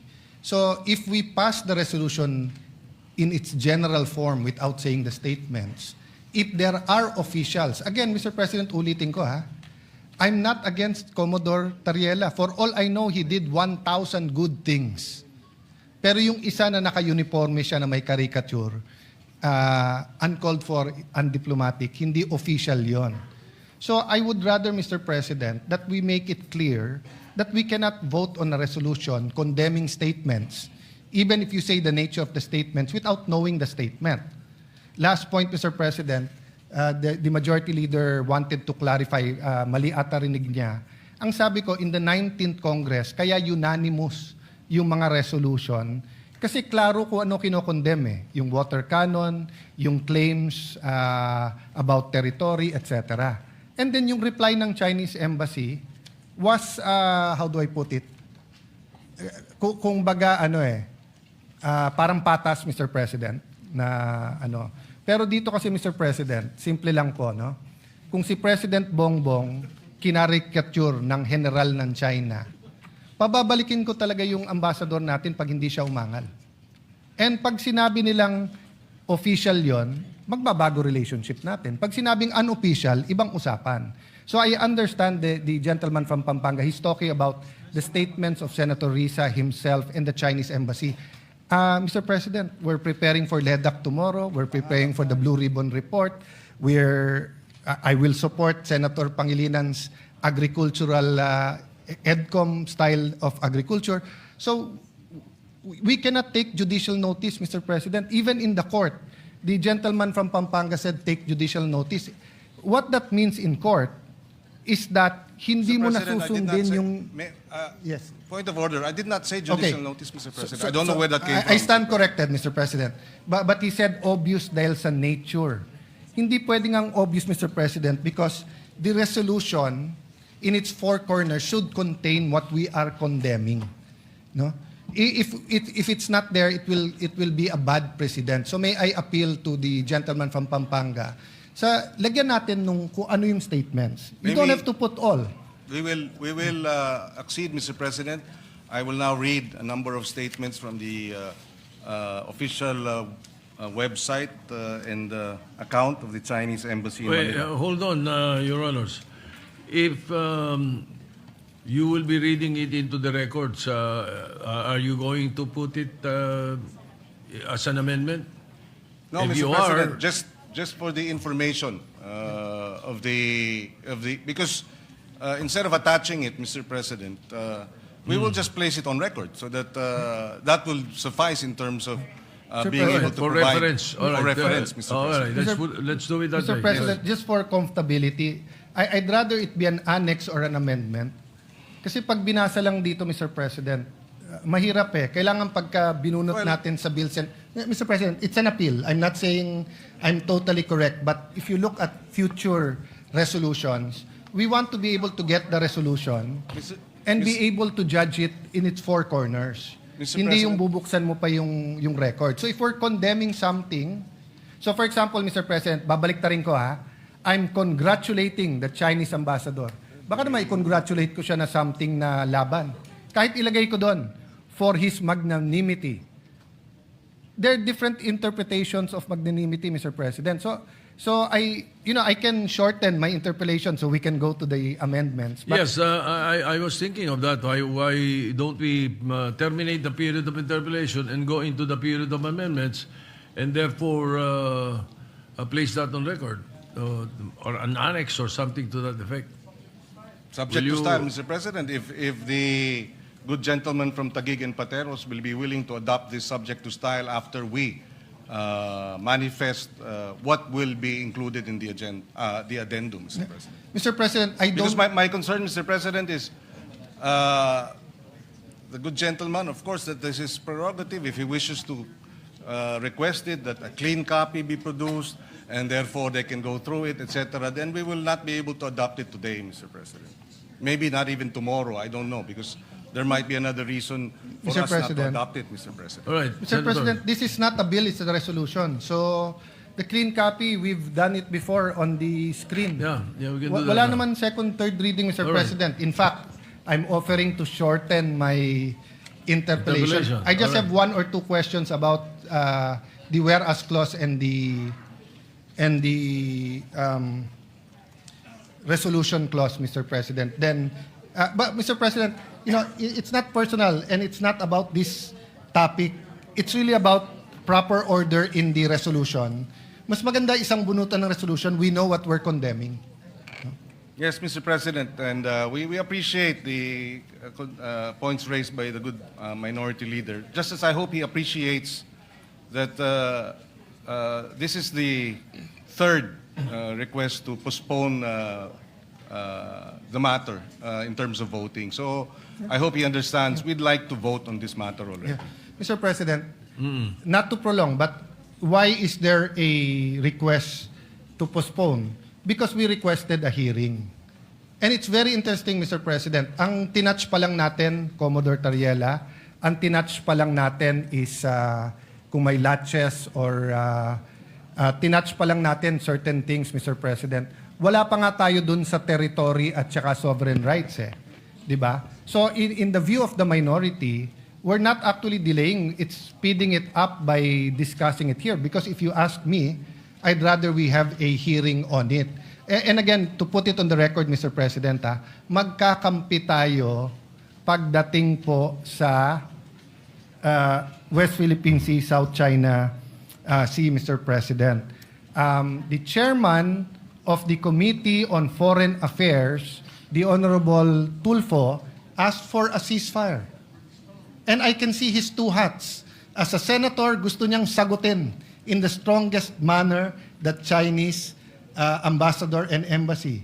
But as the chairman of the Committee on Foreign Affairs, he has to have another hat, which is to look at the economic, the cultural, the tourism, other things, Mr. President. So, hindi to pabilisan na mapasa ngayon because rest back nga ito ng Senado eh. So, if it was an argument between Senator Risa, Senator Kiko, and the Chinese embassy, but if it's an argument between the Senate and the Chinese embassy, this escalates it, Mr. President. That's why I'm a little bit cautious on that. So if I have an argument, let's say, with the embassy of Israel or with Iran, same example, puno ng mangga, nag-aaway kami ni Senator Majority Leader, no? And kampi siya sa kanya yung isang gobyerno at nag-away kami. Once I file the resolution, Mr. President, mabigat kahit na ito'y tinatawag lang na sense of the Senate. It's the Senate as an institution eh. So now the Chinese embassy has to deal with that all the way up their chain to the foreign minister, to the member of Politburo in charge of foreign affairs, to the president. So if the Chinese government does the same, it doesn't end to our ambassador. It goes to our foreign secretary. It goes to President Bongbong. So that's the reality there, Mr. President. But I don't intend to delay this or to. I intend to exhaust the discussion, Mr. President. Yes, Mr. President, we understand the point raised by the good minority leader, except that, like I said, this has been postponed upon the request of this good senator 3 times already. So that's why I hope he understands when I am appealing to him that hindi natin minamadali ito. Kung minadali natin ito, dapat hindi 3 postponement na pumayag tayo. In good faith, Mr. President. Mr. President, iba lang definition namin minamadali kasi kung may hearing to, mas tatagal pero malalim ang discussion natin. Having said that, I understand where the senator is coming from dahil siya po ang may kasagutan. No? Thank you, Mr. Can I go President. to the point of the whereas clause that talks about the official duties and functions, no? So is it the official duty of Commodore Tariela to come out with a caricature against the Chinese president? May we know what whereas clause you're pertaining to? What number in the first page? The second one, Mr. President, the Philippine officials, including members, Senate, House, and other government, made pronouncements on matters affecting national security, maritime interest in the lawful performance of their official duties and functions. So, Mr. President, I've monitored yung kay SND, sa DND. I agree with some iba may question, kulang ako sa info. So, hindi ko na tinanong yon. And when SND speaks, he's the alter ego of the President. But when Commodore Tariela speaks, I want to know, is that for the task force? Is that for DFA? Is that for the Office of the President? Or is that for the Coast Guard? Because, Mr. President, official duties and functions, yun precisely ang tanong parate sa Department of Ministries of Foreign Affairs, kung official o hindi. And usually we answer. So eto bang mga caricatures na to ay kay Commodore Tariela lang? Or eto ba ay official policy natin?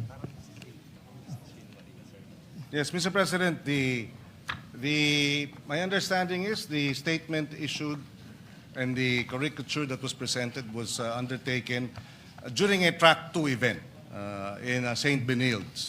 Track 2 would be a informal academic discussion, Mr. President. So, in that sense, Mr. President, we see no reason why that should have been avoided, Mr. President. Mr. It's an President. informal academic discussion, Mr. President. Sir President, when you're a general, Commodore, wearing your uniform, hindi po track 2 or 1.5 yon. Tatanungin ka talaga ng embassy. So kung meron general sa China na pumunta sa Harvard University or sa University of Tokyo or kahit anong university sa China at may caricature ni President Bongbong, hindi pwedeng ang sagot track 2 yon. Ang tanong, was that official or not? Diba? So sumagot na si Commodore Tariela, I will follow the President.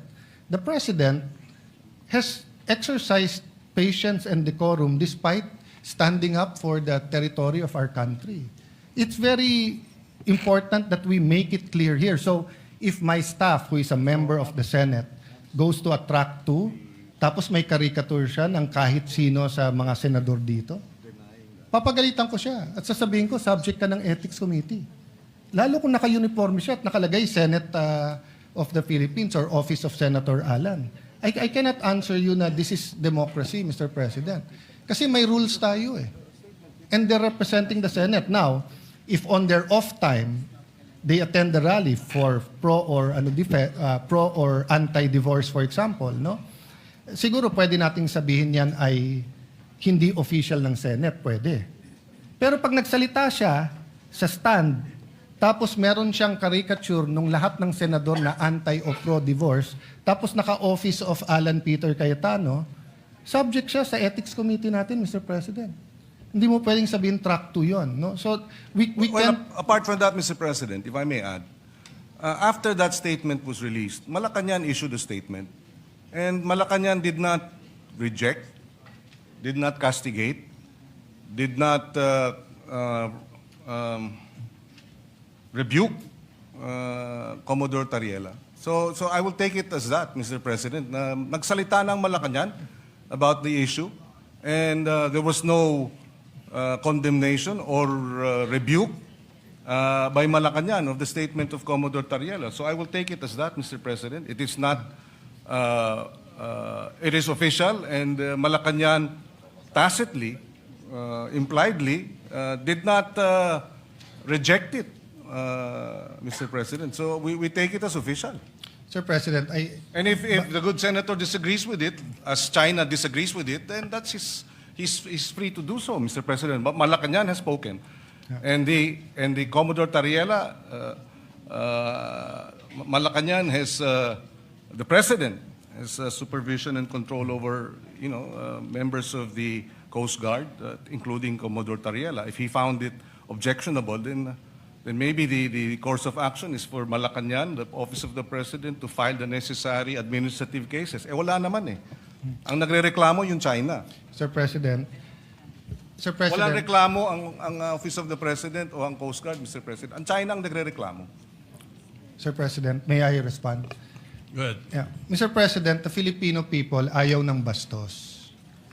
Pwede tayo mag-disagree, pero follow the proper order and decorum. And being a former Secretary of Foreign Affairs, ang trabaho ng DFA, hindi nga zero-sum game. Magkakampi tayo, walang question pagdating sa territory sovereignty. Nagkakaiba tayo ng approach, pero sana magkaisa tayo na pag mali ang ginawa ng isang empleyado, ay mali. Kasi nga maraming nanonood sa atin ngayon. So kung bukas maraming lalabas na meme, democracy yon. Pero kung staff mismo natin ang magmi-meme sa atin at dito sa session hall, tapos sasabihin natin, pwedeng gawin ng general, pwedeng gawin ng staff, mabigat po yon. Look at the official statement of DFA. At the same time, while the Philippine values debate on our difference in national position, the department recognizes the need for sober, professional, and respectful exchanges in the public sphere. Such is not contradictory to national interest. Siyempre po, Mr. President, hindi pwedeng pangunahan ng DFA ang presidente. Alter ego lang yun, dinatanggal yun. Exactly. Pero hindi exactly, Mr. President. Nanginginig ngayon, nagcringe ang mga taga-DFA kung sasabihin natin track 2 yan o track 1.5 at nagcringe sila pag sinabing ang general ay pwedeng mag-caricature ng leader or flag ng ibang bansa. Because we are part of the United Nations. We are part of the civilized society. Hindi tayo fraternity na rumble na kahit anong gawin ng ating kasama pag mali. Sa resolution na to nakalagay dyan, performance of their official duties. Bakit napakahirap nating sagutin kung official to o hindi? At Mr. kung mali, President, if I Mr. may. President, may I finish? I Kasi- allow the gentleman kasi to finish. sasagutin ko na yung point niya. You can answer after me. That is the Okay. decorum here. Do you want to see a meme? Oh, di ba? So, yun nga ang wala tayong bastusan. We follow the decorum, we follow the proper order. But ang sagot parate, China ang umaangal dyan. Wala po tayong angal sa ginagawa ni Commodore Tariela pagdating sa ating national territory. Wala tayong angal po sa ginagawa niyang information campaign. Wala po tayong angal sa pag-build ng Coast Guard, sa pag-aangal sa mga nangyayari tungkol sa skirmishes with the Chinese Coast Guard, no? Mr. President, sa Philippine News Agency, January 29, when asked about the President's stance on the West Philippine Sea issue, Yuse Claire Castro said, BBM wants the government to remain firm but in a diplomatic manner. Hindi po diplomatic. Mr. President, Senator Soto knows this. I've been at his side many, many times, but I've been in his face on the opposite side. When I was minority leader, siya majority leader. This is the first time I had the pleasure na siya ang Senate President ko because I was not in the Senate noon. But never ako binastos ng staff niyo, Senator. Even dito sa mga rumors, etc., pag lumapit ako sa opisina niyo, very diplomatic ang inyong opisina. And I hope my staff din. Sinabi ko rin sa staff ko yun, kahit anong away namin ng mga senador, hindi kayo pwedeng makialam. Nung nagsuguran kami ni Majority Leader, Sergeant at Arms at kapwa senador lang dito, walang sumugod na staff ni Senator Mix, walang sumugod na staff ko. Because may tamang order, Mr. President. So ang problema, maraming nanonood sa atin, hindi natin, bakit ba napakahirap sabihin na, Commodore Tariela, 99.9% ng ginagawa mo, tama. Pero medyo sumobre. Medyo naging over-eager ka. Hindi lang si President Xi yun simbolo ng China yun. Di ba? So yes, we're mad about their propaganda, we're mad about their threats, we're mad about what's happening, etc. But you don't want it to be an all-out debate about everything under the sun. You want talks on tourism. You want talks on OFWs. There's also hundreds of thousands of Filipinos in Hong Kong, in Macau, and kahit undocumented, marami din sa Shanghai, meron din sa Beijing. Di ba? So, we want that level of civility. Yun lang naman ang tinatanong eh. Can the Senate not condemn those who are to be condemned because mali kung paano kausapin, ituring, ipaglaban ang stand sa mga senador natin? Pero yung isa nating empleyado o kapwa-empleyado na Commodore sa Coast Guard, hindi ba natin pwedeng sabihin, Sir, we respect you, pero wag kang pupunta sa university na ka-uniforme, tapos ganyan ang presentation mo. Un-Filipino yun. Medyo masama ang dating. Mr. Yun lang President, naman issue doon, Yes, Mr. President. Just to place it on record, para klaro din sa mga nakikinig. Walang banggit ni Commodore Tariela sa resolution. Wala. So, hindi ito tungkol kay Tariela. Kasi kung kay Tariela lang po tayo, medyo nalilihis dun sa mas malawig na usapin ng resolusyon. So, walang pangalan ni Tariela, Commodore Tariela rito. Number one. Having said that, tinanong ang Malacanang at tungkol nga sa mga bitiw na salita ng mga opisyal. And I quote, when pressed whether the President stands by the statement of Philippine officials on the West Philippine issue, Castro said yes. So whatever our agencies are doing to fight for the interests of our country, that's what the President wants. And that's also what he has ordered. So, if the President found Commodore Tariela's statement as unpalatable or unacceptable, then he should have said so. He did not. So, having said that, again, I will reiterate, if he was wrong, then Malacanang should have castigated him and reprimanded him. Malacanang, in fact, supported the statements of the officials, official statements. So I think we should support Malacanang's position, and we should support this resolution, Mr. President. Sir President, to reply to that, number one, Malacanang said na yung statements at stand ng bawat opisyal, lahat tayong question doon. Nagkakaisa tayo lahat. Lahat tayo nagsasabing atin to. Whether we mean atin to in terms of territory or whether we mean sovereign rights. Kung ang sinasabi ng gentleman from Pampanga, wala ang pangalan ni Commodore Tariela dito, so wag natin pag-usapan, ang problema po, mali ang argument niya kasi walang pangalan ni isa dito sa resolution na to. Di wala tayong pinag-uusapan kahit anong opisyal ng Pilipinas dito. You know, sabi niya, Members of the House, Mr. President, members I'm of not the yet Senate. finished. Please don't interrupt. Konting decorum lang tayo po. Di ba? Kasi maraming gagaya sa atin po dito. Ang nakalagay po dito, members of the Senate and the House and other government officials. Wala pong pangalan ang senador, wala pong pangalan ang congressman, pero meron other government officials. Hindi ba ho other si Commodore Tariela? That's why I was asking, when we talk about official duties and functions, linawin natin. So kung attending forums is part of his duty, I will support that. If his presentation is the Treaty of Paris, the amendments with the United States, the UNCLOS 1, 2, and 3, kung papakita niya yung arbitral award, kung papakita niya kung paano kinakawawa ang ating mga Coast Guard, then let's do it. If we have to inform our people more and be on TV programs, etc. Ang question, a picture paints 1,000 words. So, para mong sinabing, wala ka namang tinawag na magnanakaw. Pero yung caricature mo, nagnanakaw siya. Sinabi mo, wala kang tinawag na corrupt. Pero yung picture na nilagay mo doon, corrupt. So, reciprocity is basic sa DFA, sa Ministry of Foreign Affairs. Whatever we say here, the United States is watching, France is watching, Israel is watching, Palestine is watching. So I don't want these countries to do a caricature of President BBM and then sabihin nila, sabi naman nyo sa Senado, okay to eh. Di ba? That's why I'm clarifying. Official ba to? Hindi ba napakahirap sabihin ng hindi official yan?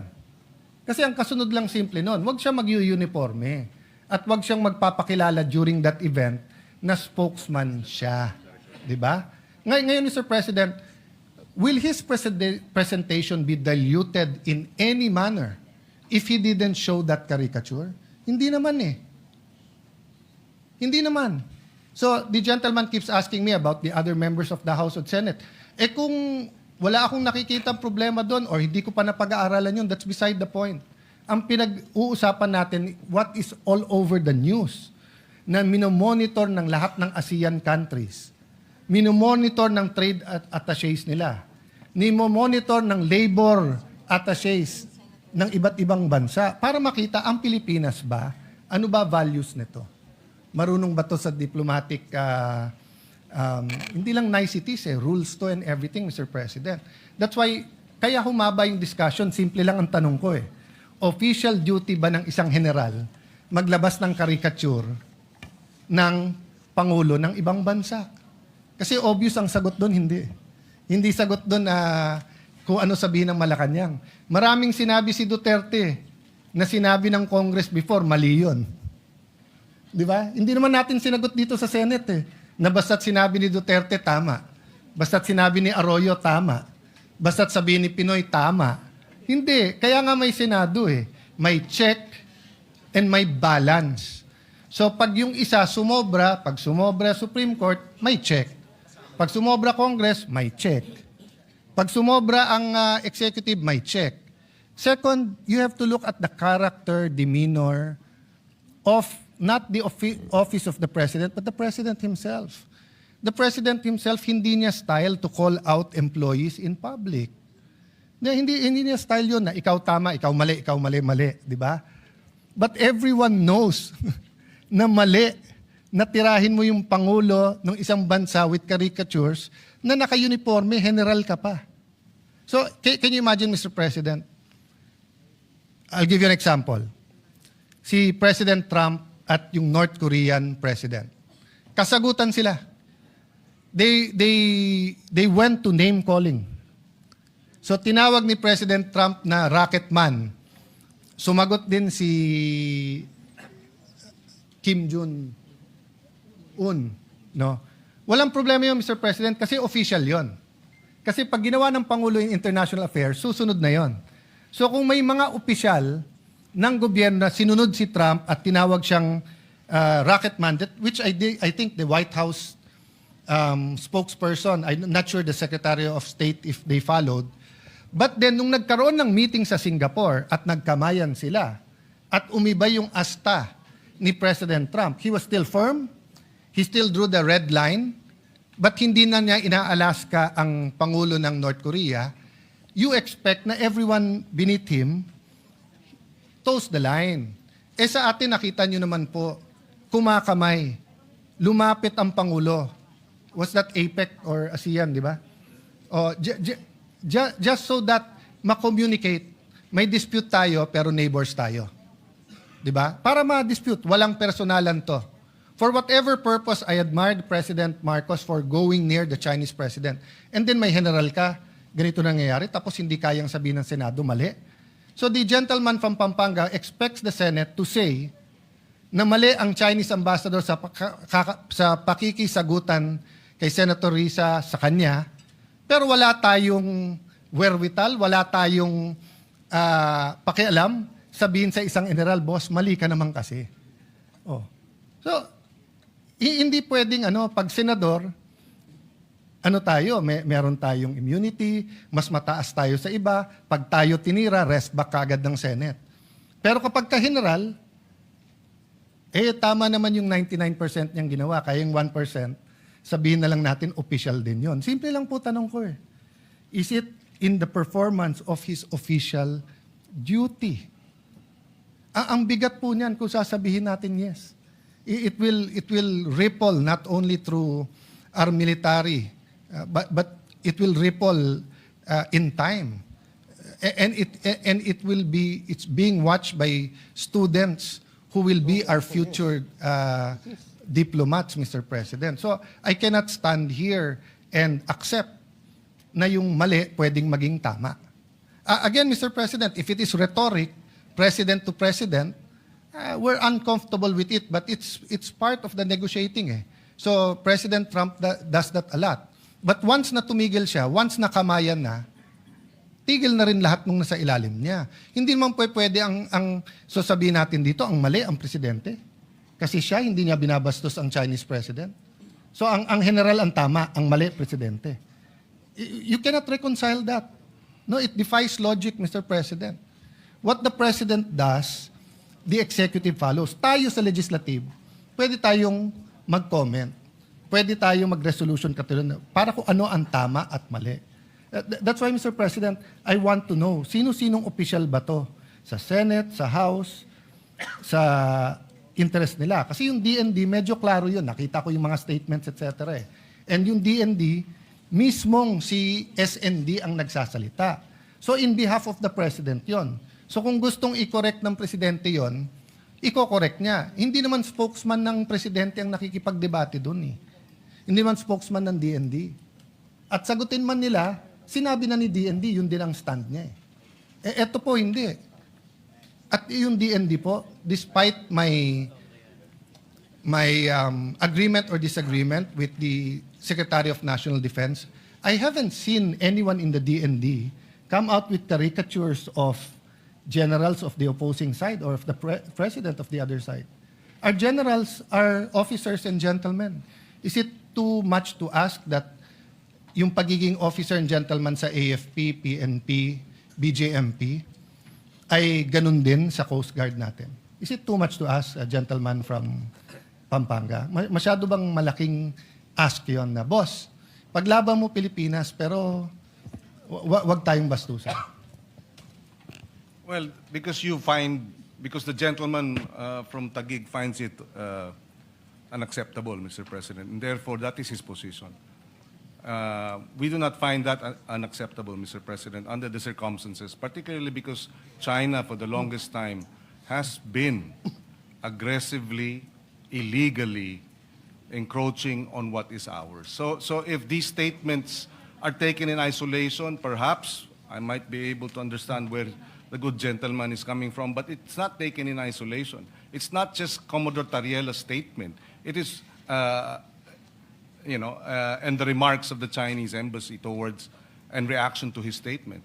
It's also what the Chinese embassy has attacked the senators, congressmen, Mr. President. And if I may add again, this is not just an issue of Commodore Tariela. Let's not minimize the issue. We beg to disagree, and with all due respect, putting the issue simply as Commodore Tariela and his actions is minimizing the issue. And somehow, who benefits from minimizing this issue? China, Mr. President. The good senator may not be his intention, but Mr. President, from this point, from this perspective, from this representation's perspective, minimizing the issue, disregarding or taking it in isolation, and isolating Tariela's actions from the insults and the unparliamentary language of the embassy, threatening our men in uniform, Mr. President. Parang biglang hindi na pinag-uusapan lahat ng mga pang-iinsulto, pananakot ng China dahil andito tayo naipit sa pagdepensa ni Commodore Tariela at kanyang mga kilos. I hope the good senator gets a broader or looks at it in a broader perspective, Mr. President. Mr. President, sino ho nagmi-minimize? Siya po ang nagmamadali. Ayaw niya mag-hearing.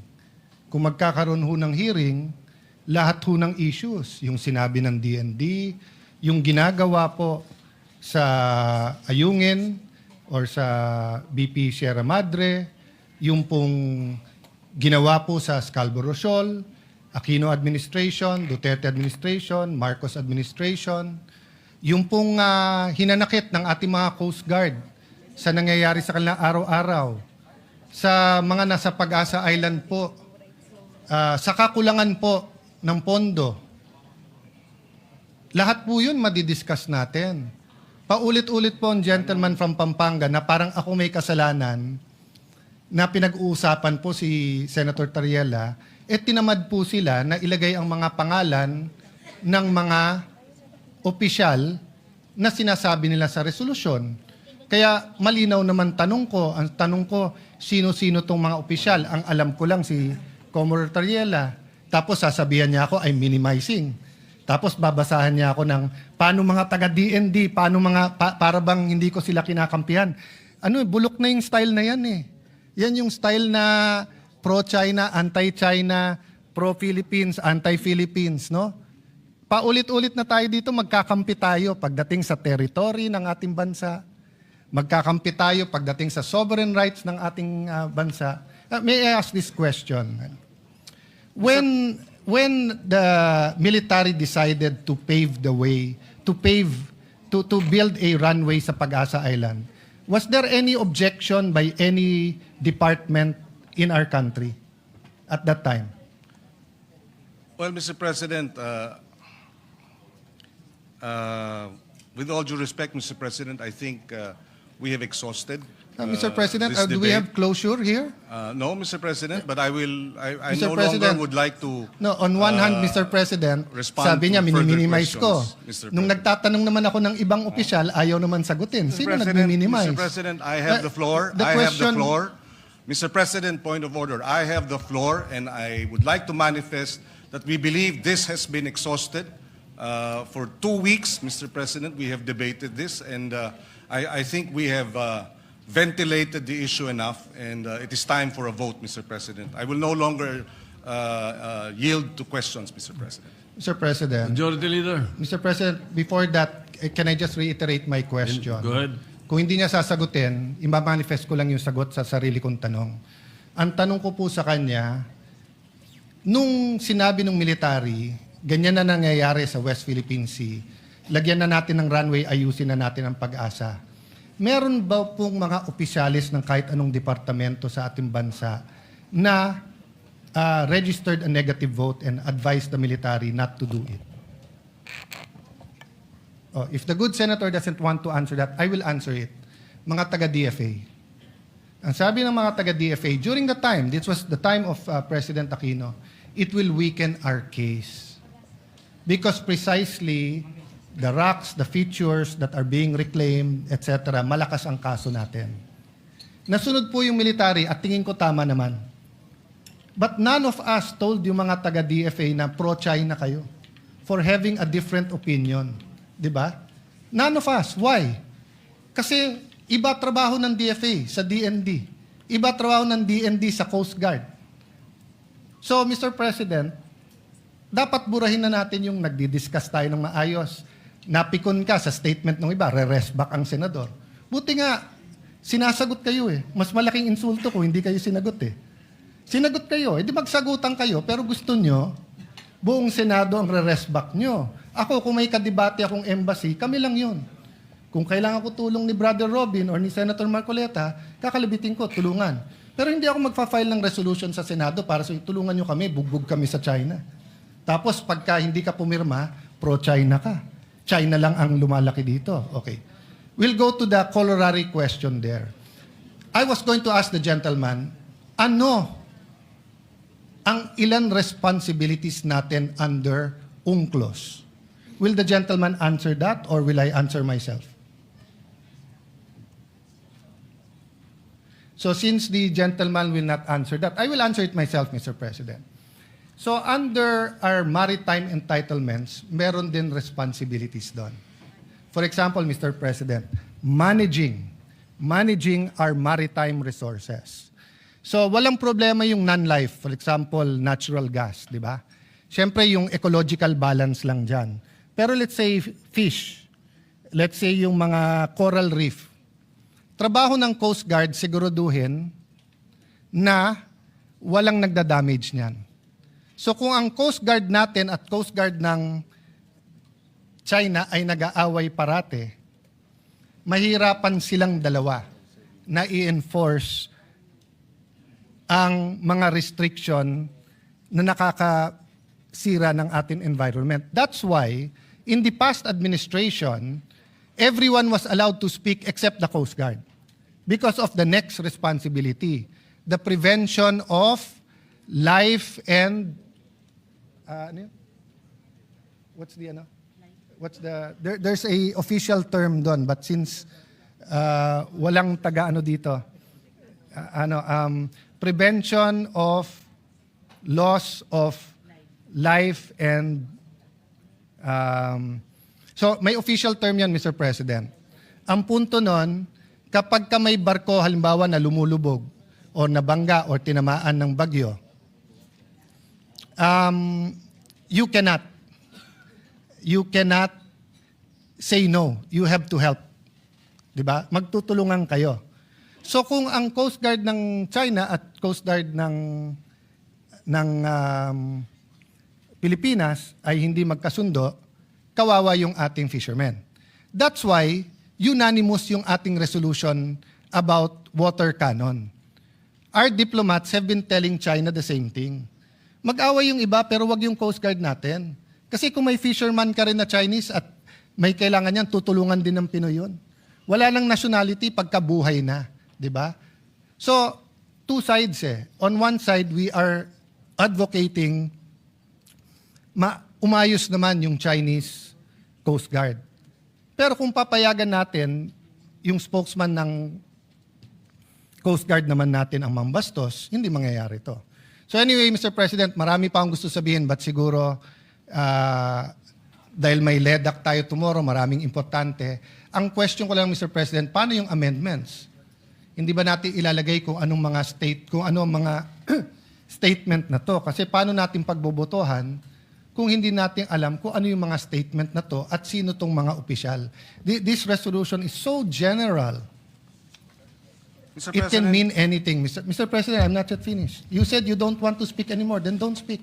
It's your privilege. But if you don't like what I'm saying, Mr. President, no, Will you please tapos na ako eh. Point of Tapos na order, ako. Mr. Please President. address the chair.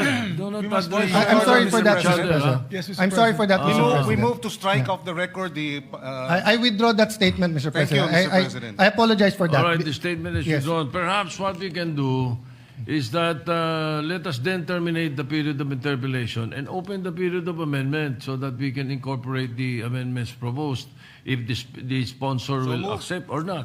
I agree with you, Mr. President. Jordi. No objection. So move, Mr. Yeah. President. No objection. Majority Leader. Yes, but before we do that, Mr. President, there was a internal agreement between Senator Marcoleta and Senator Kiko Pangilinan to allow him to just give a brief manifestation before we act on the resolution.